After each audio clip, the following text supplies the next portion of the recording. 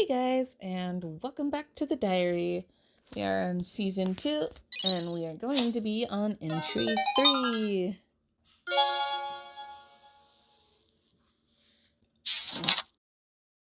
Alright, in two minds.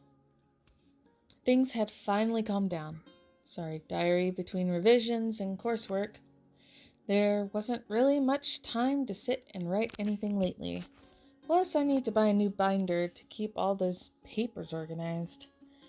But I managed to do well on my topic tests this time. Hopefully the first E would be the last one. Mocks are coming up, so I'll find out soon. I like to think that I've prepared myself enough this time, but you can never be too complacent. I still revise during free periods, but I try to keep my weekends open. You know, in case Ashton invites me or something, which he hasn't, since he's been busy with his own revisions. Actually, I rarely saw Ashton these days. If it weren't for the few times we met before our respective classes in the morning or during lunch breaks, I think he just up and disappeared on me. I heard he started helping out with that new bakery being built in town. The one that was about to open late next year and owned by a friend of Mum and Da. To be honest, I'm not entirely sure what work he does there. Can he even bake? I dropped by and see for myself, but things have also gotten busy for me. Not a part-time job, no. I actually volunteered for a charity event this time. It's nothing big, just a small fundraising and toy collection drive arranged by upper 6th form students. It's for that charity that gives shoeboxes filled with gifts to kids. I got invited by our deputy head girl, who told me that they were short-staffed. I figured, why not? There's a first time for everything, they say. She said these kinds of things just weren't everyone's cuppa. That's why very few volunteered. So imagine my surprise when Mandy Rivers walked in during the group's first meeting. Really now? What is she even doing here? It was like the universe was actively trying to get the two of us in the same room purely for laughs. Not that I can complain or have any reason to avoid her, of course. It wasn't like she did anything to me lately. In fact, it was as if she was avoiding me.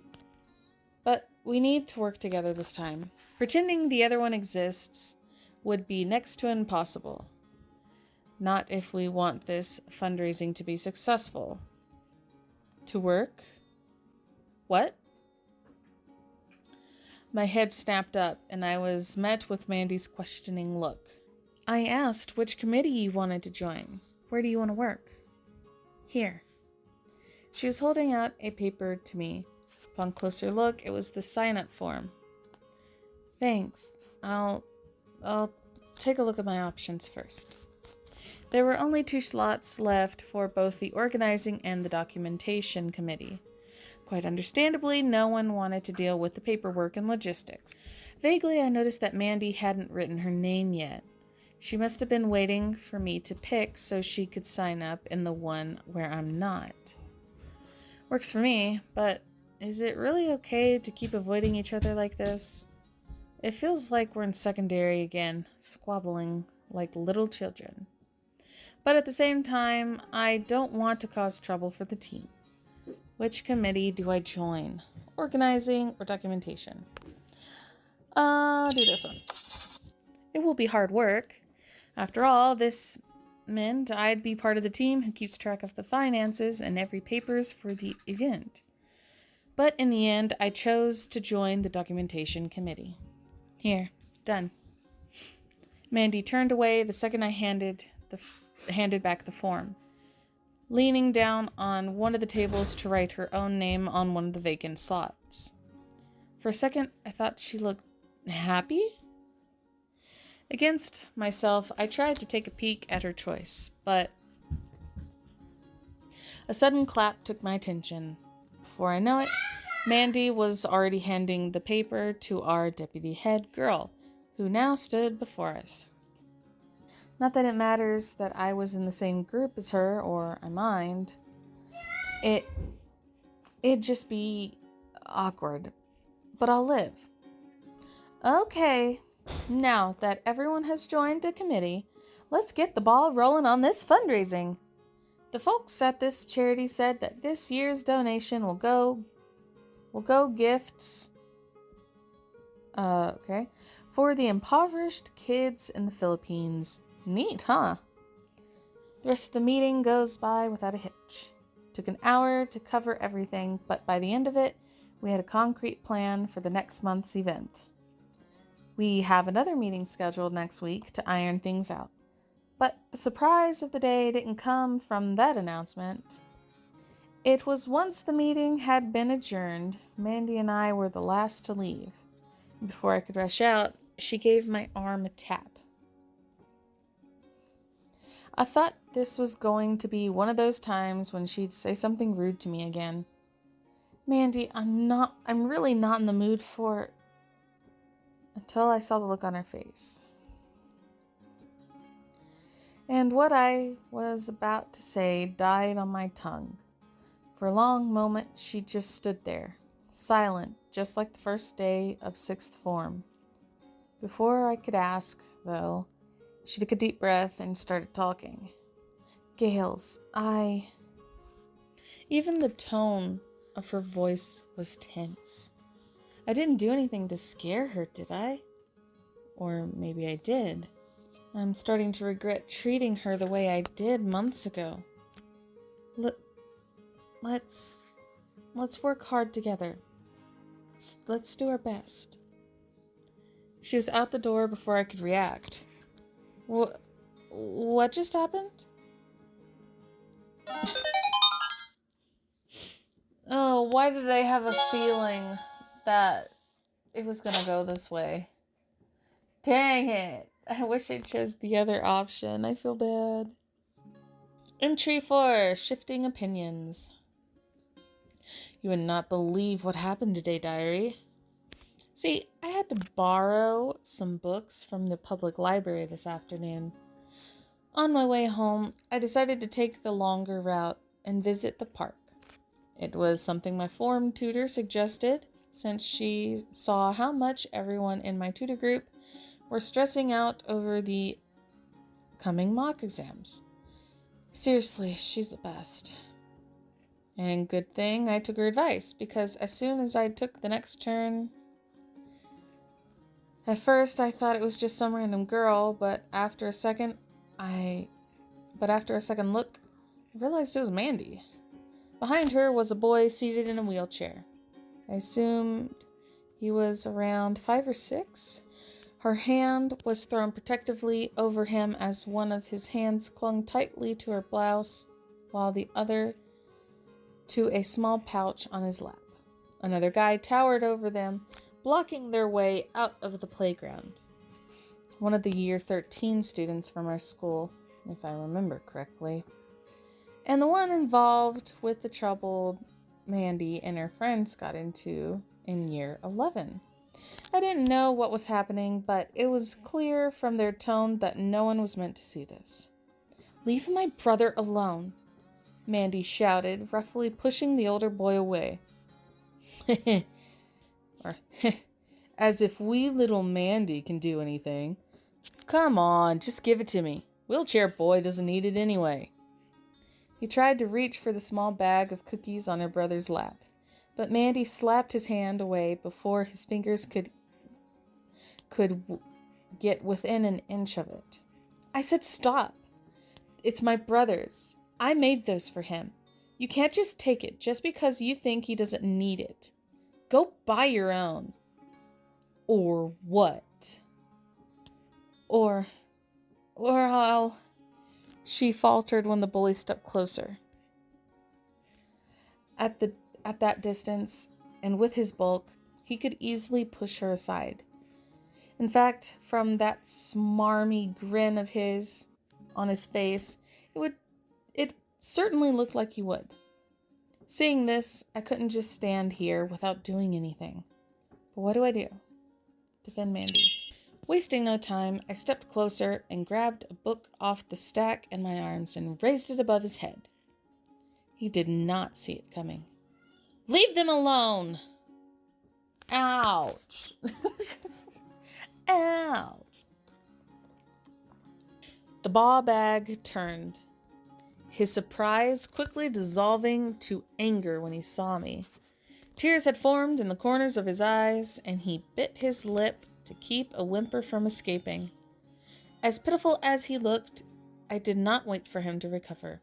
I raised the book over my head again. "You have until the count of 5 to leave, ball bag."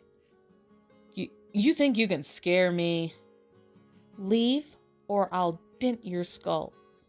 "I'll have you know." 1. I didn't even reach 4. In 2 seconds flat, he was out of our sight, mumbling about letting his dad know about the meanie and getting back at us for it. I'd bet my arse he doesn't have the guts for that. Wimp. Beside me, Mandy had gone quiet, and only her brother's soft sobs could be heard. Surprise was understandably on her face. Even I was shocked that I managed to do that. But when our eyes met, something else flickered across her face. Although before I could figure out what it is, she had already turned away to check on her brother. Worry creased her eyebrows as she checked the boy for any injuries and wiped the snot off his face with her sleeve. "Are you okay, Liam?" It was honestly the gentlest expression I had ever seen in her, and it threw me off guard. However, as surprising and pleasant as it was, for some reason, I had a feeling she didn't want me to see it. I took that as my cue to leave. But despite the lack of words, it felt like something in the world had shifted. Maybe there was more to Mandy than what I let myself believe all these years. One more. Entry 5. Brand new leaf. This is it. Today's the day, diary. I hope everything goes well. I'll see you later.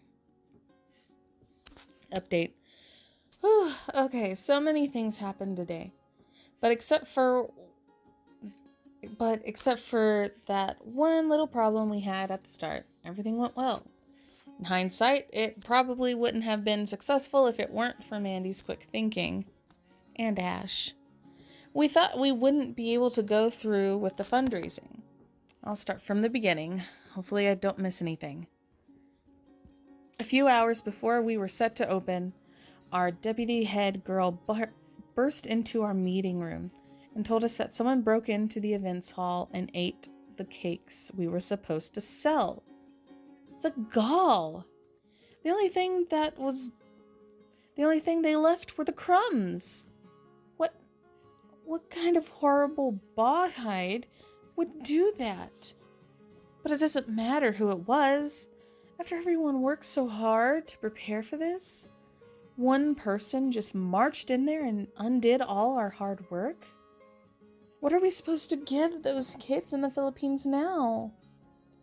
The mood was really down in the meeting room until Mandy spoke up. "We still have a few hours. We can still fix this." "How? Everything's gone. We should just cancel it," one person piped up. But Mandy didn't answer him. Instead, she took a whiteboard marker and started listing ingredients on the board. Graham crackers, butter, marshmallows. I think I know what she's trying to do here. "It won't take us more than an hour to make something out of these. It's not as good as the ones we lost, but we have no choice." Everyone in the meeting room was silent. They were skeptical about her plan. Even I am not sure if this would work, but our deputy head girl seemed to think it would. She stepped beside her and gave her shoulder a firm squeeze. "Think you can handle this for a while?" Yeah, I think so. I was able to get degree in culinary arts management, so I should be able to." "Good, I'll leave it to you. We still have some leftover funds. You can use that to buy everything you need. I'll report what happened to the teachers. Maybe we'd also find who did this. Bloody thieves. With that, she marched out of the room. The rest of us started with the task, dividing the ingredients and utensils we needed to buy between ourselves before heading to the nearest grocer. Within half an hour, we had everything, and Edward Hall's cooking room became a busy mess. Mandy was right. They were simple to make, and in less than an hour, we have a batch ready for selling. By the time our little fundraising and collection drive was set to start, it was as if there weren't any problems at all. Everything went smoothly, the event was a success, and it was all thanks to Mandy, of all people. Much as I hate to admit it, it was admirable of her. She already knew what she wanted to do, and she wasn't afraid. And after all she did, I couldn't just keep quiet about it. I had to say something. What should I tell her? You did well. It was all thanks to you. It was all thanks to you, Mandy. We wouldn't have done it without your help. I didn't think I could say anything better than that, so I left it there. There was a lot of history between us, a lot of bad blood, that it would take time for us to move anywhere past mere acquaintances. But somehow, in the years between, something interchanged. Perhaps even in the both of us. I could only hope that it was for the better. I didn't think we could ever be friends, but this was the closest we could get to it. She deserved this, at least. Despite herself, Mandy blushed at the compliment. Thanks for helping out, too. I didn't know you could also bake. You did a good job. I had a feeling she wanted to say more, but all of it got lost in the commotion once our deputy head girl returned. To our surprise, she also had Ashton with her. Curiously, he was carrying a shoebox with him. And another student, the year 13 student we met at the park before, to be precise. Turned out he did it to get back at us for what we did. Good thing Ashton caught him and brought him to the principal's. He was ordered to help out with the cleaning as punishment, among other things. Serves him right. Our deputy head girl sent us home early afterwards.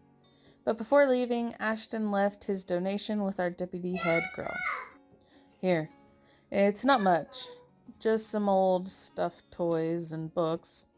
But I hope it'd help. Every little thing helps. I'm sure those kids would still appreciate this. Thanks, Frey. You should consider helping out next year. Not a thing. Not my thing. I wanted to focus on my A levels. But we'll see. See you around. That was it. For the first time in a long time, I was walking home with him again. Well, only until the underground, but still. Things were understandably quiet between us. After all, we never had a proper talk ever since he mentioned that he was aiming for Lux U. He didn't seem to mind when I brought it up, though. So, how's that quest to get into Lux U going for you? Well enough. My psychology teacher said that as long as I keep up my grades, I should be good. If anything, it should be a personal statement I should be worrying about. You haven't started yours? I hesitated. My form tutor had advised us to start drafting out statements as early as now, but not yet. Not because I didn't know what to do. I've always wanted to be a teacher and to get a degree in history just like Mum and Da. It was just that I wanted to share this dream with Ashton. And it turned out that it was too much to hope for, too. You do know that it's better to have a draft ready now than to write everything from scratch at last minute, right? I know. I just wanted to be sure before I wrote anything. And it was all thanks to Mandy. Why should I be afraid of chasing after my own dreams? Of course, that didn't mean I wasn't disappointed. It must have shown in my face because Ashton stopped walking and gave me a worried look. You don't look so well. Are you okay? Yeah, I'm fine. Just tired from the fundraising. Anyway, we didn't get to sell some of the sweets we made. I saved some for you. I held the small bag out to him. Inside were s'mores, cups, and chocolate balls we made. To my disappointment, he just shook his head. Sorry, Becca. Aunt Liz had me taste test some of the stuff she was planning to put in the menu. I'm still feeling a bit full. Oh. Oh, I guess I'll just give this to Mom and Da. It wasn't like it was going to be the end of the world. The world wasn't going to end either if we didn't go to the same university. It was just how it is. I'd still try for Luxio, of course, but besides, we'd only be separated for a few years, and then after that, maybe he'd finally notice. Update. Oh no. I only have a few pages left to write on.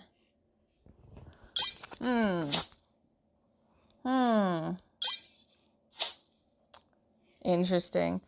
Wow, I feel like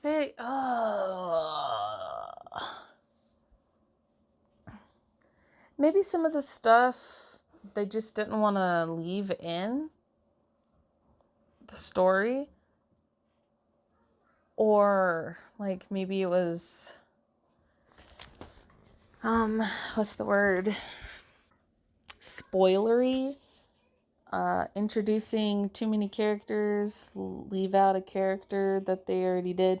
So I'm pretty sure they introduced, Blondie. Male Blondie. I'm pretty sure. If I recall correctly, I'm pretty sure they had, the blonde-headed main character from the letter in there. I'm pretty sure. Because there was this whole thing, too. Of course, he didn't seem to be super stuck up in the diaries, so maybe it just didn't make sense in his character for the letter, and they just took it out. I don't know. But anyway, we have the epilogue, and then, wow. That's it. So, yeah, maybe next video will be the last. I don't know. We'll see. Alright. Hope you enjoyed, and I'll see you in the next one.